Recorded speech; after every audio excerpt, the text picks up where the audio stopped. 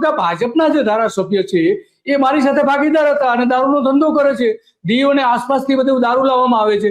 તો તમારી વાત સાચી કે ખરેખર આ દારૂ આવે છે ક્યાંથી એની તો કોઈ તપાસ જ નથી થતી. માનો કે દેશી દારૂ સ્થાનિક રીતે બનતો હોય એવું માની લઈએ આપણે, ચાલો, પરંતુ બાકી જે વિદેશી પ્રકારનો જે દારૂ આવે છે કે જે ફેક્ટરીમાં જ બને છે, તો એ ક્યાંથી આવે છે? એનું આજ સુધી ક્યારેય એનું મૂળ પકડવામાં નથી આવ્યું.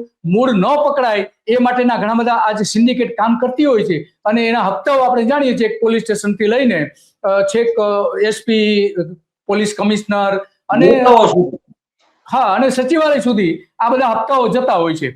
તો આ વાત એટલા માટે મહત્વની બની જાય છે ઈસુદાનભાઈ કે રાજુદાનભાઈ, કે આ જે ખરેખર દારૂ પકડાવા, જો દારૂ વેચાતો જ બંધ કરવો હોય તો જે લોકો સપ્લાયર છે, જ્યાંથી દારૂ આવે છે એને તમે નોટિસ તો આપતા નથી, એને ત્યાં તો તમે દરોડ પાડતા નથી.